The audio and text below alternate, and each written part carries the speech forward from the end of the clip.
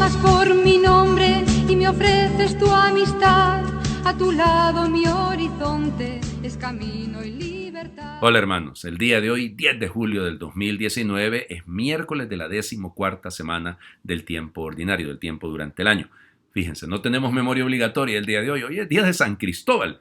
¿Se recuerdan de la leyenda de San Cristóbal? Fue retirada su memoria del santoral porque no hay suficiente sustento desde el punto de vista histórico para refrendar lo que se ha dicho sobre él, el patrono de los transportistas. Por eso algún amigo mío dice que cuando se le atraviesa a uno manejando un taxista o se le atraviesa a un bucero, por favor, estoy generalizando, no es que todos sean así, entonces, porque es que estos benditos no tienen patrono, entonces por eso andan manejando como manejan. Bueno, miren, realmente, como les digo, en la reforma del Concilio Vaticano II, pues tuvo que retirarse esta memoria porque no había sustento histórico.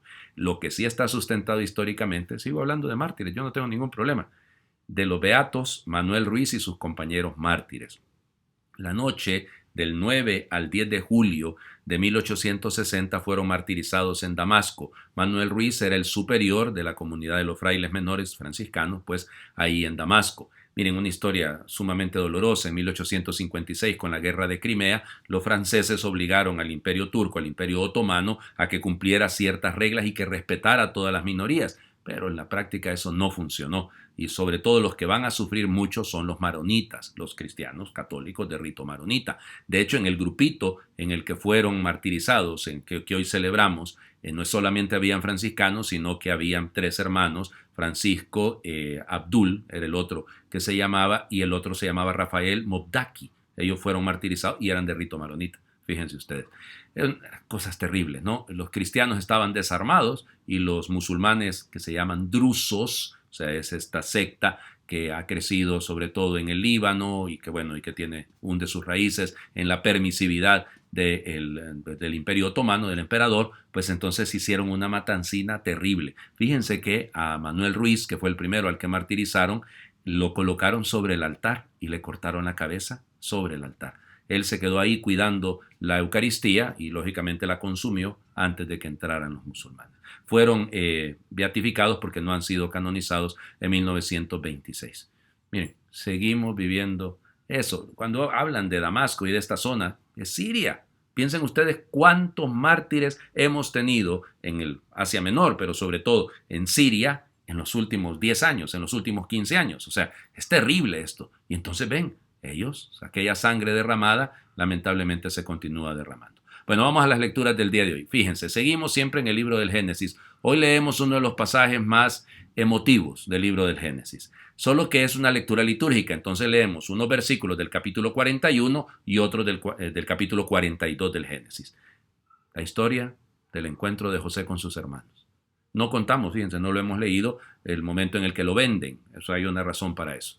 En aquellos días en todo el país de Egipto hubo hambre y el pueblo clamó al faraón pidiéndole pan. El faraón le respondió al pueblo: vayan a José y hagan lo que él les diga. Entonces José mandó abrir todas las bodegas y abasteció de víveres a los egipcios. Y como el hambre se extendiera por toda la tierra, de todos los países iban a Egipto para comprar víveres a José y remediar la carestía.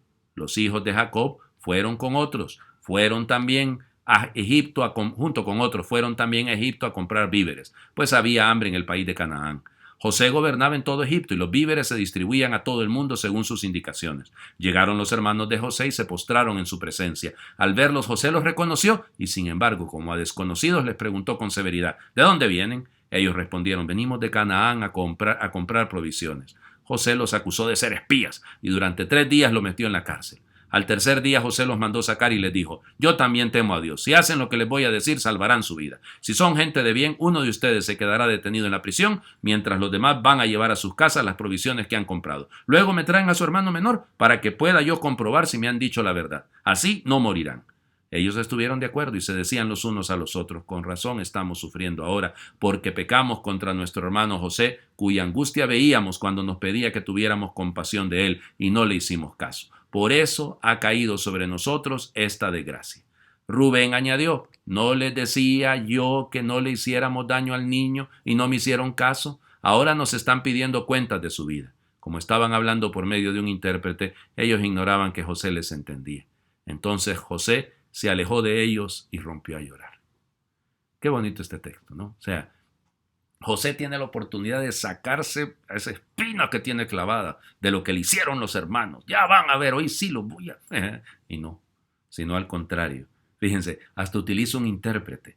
Qué difícil ha de haber sido eso, ¿no? Escuchar ese diálogo entre los hermanos, entendiendo lo que están diciendo, y escuchar hablar su nombre, escuchar su nombre, y escuchar que han entendido la barbaridad que cometieron en contra de él. Bueno, a veces no es necesario entender las palabras, ¿verdad?, sino entender lo que es el verdadero arrepentimiento y ser capaces de llegar al perdón. Eso no lo leemos hoy, lo leeremos mañana. Pero sin duda es un tema interesante, es un tema fundamental, porque la mayor cantidad de problemas que tenemos es al interior de nuestras familias. Es ahí donde más cuesta vivir nuestra fe y nuestra relación con Dios. Así nuestra relación con Dios, claro, porque la relación con Dios desemboca en la relación con los hermanos. Y sin esta relación sólida ocurre esto que ha ocurrido en el caso de José, la envidia. Aparece, que este es el preferido, este es el consentido de mi mamá, este es el consentido de mi papá. Y empezamos a generar aquellas divisiones que pueden llevar hasta la muerte. La madurez de José es la que vale la pena subrayar. Ahora, el Evangelio del día de hoy. Hemos escuchado a lo largo de las últimas 2 semanas tantas vocaciones, ¿no? Bueno, ahora leemos capítulo 10 del Evangelio de Mateo, la llamada de los primeros apóstoles. En aquel tiempo, llamando Jesús a sus 12 discípulos, les dio poder para expulsar a los espíritus impuros y curar toda clase de enfermedades y dolencias. Estos son los nombres de los 12 apóstoles. El primero de todos, Simón, llamado Pedro, y su hermano Andrés, Santiago y su hermano Juan, hijos del Zebedeo, Felipe y Bartolomé, Tomás y Mateo, el publicano, Santiago, hijo de Alfeo y Tadeo, Simón el cananeo y Judas Iscariote, que fue el traidor. A estos 12 los envió Jesús con estas instrucciones. No vayan a tierra de paganos ni entren en ciudades de samaritanos. Vayan más bien en busca de las ovejas perdidas de la casa de Israel. Vayan y proclamen por el camino que ya se acerca el reino de los cielos. Ustedes dirán, qué raro, ¿no? O sea, que no vayan a tierra de paganos, pero Jesús anduvo en Tiro y en Sidón. Que no vayan a tierra de samaritanos, pero el Evangelio nos cuenta que sí llegó. Recuerden que Mateo es el más judío de los evangelios. O sea, así de sencillo, él es judío. De hecho, el Evangelio de Mateo fue escrito originalmente en lengua aramea, luego se tradujo al griego. Y entonces por eso hay esa insistencia, las ovejas perdidas de Israel. O sea, el primer punto de llegada, de misión para los apóstoles es su propia comunidad, es su propia familia, si lo quieren así. Pero qué lindo escuchar los nombres. Sumamos el nuestro ahí. Bueno, sí, hay un tocayo mío ahí porque está Juan. Pero, digo, sentirnos así, como que el Señor también nos está llamando. Y nos está llamando a cada uno de nosotros para expulsar el mal. Expulsar espíritus inmundos, dice el texto, y curar toda clase de dolencias. Para eso estamos. Para enfrentar al mal. Para vivir sanando. No somos taumaturgos, no es que tenemos el poder de curación, pero sí tenemos el poder de escuchar al que sufre, de acompañar al que vive en una situación de crisis, en una situación difícil. Pero qué lindo saberse llamado por Dios, ¿verdad? Por eso he querido construir, esta oración es mía. Ahí sí les pido 1000 disculpas, hoy no la saqué ni del Salmo ni de nada. Me nació hacer una oración el día de hoy dándole gracias al Señor. ¿Me acompañan? Enséñame, Señor, a decirte gracias. Gracias en todas las formas posibles. Gracias por haberme llamado, en primer lugar por haberme llamado a la vida. Gracias por las personas que has puesto en mi camino, gracias por la fe, gracias por tu palabra, gracias por la Eucaristía, gracias por tu madre, gracias por tu iglesia y por haberme llamado a servirte en ella.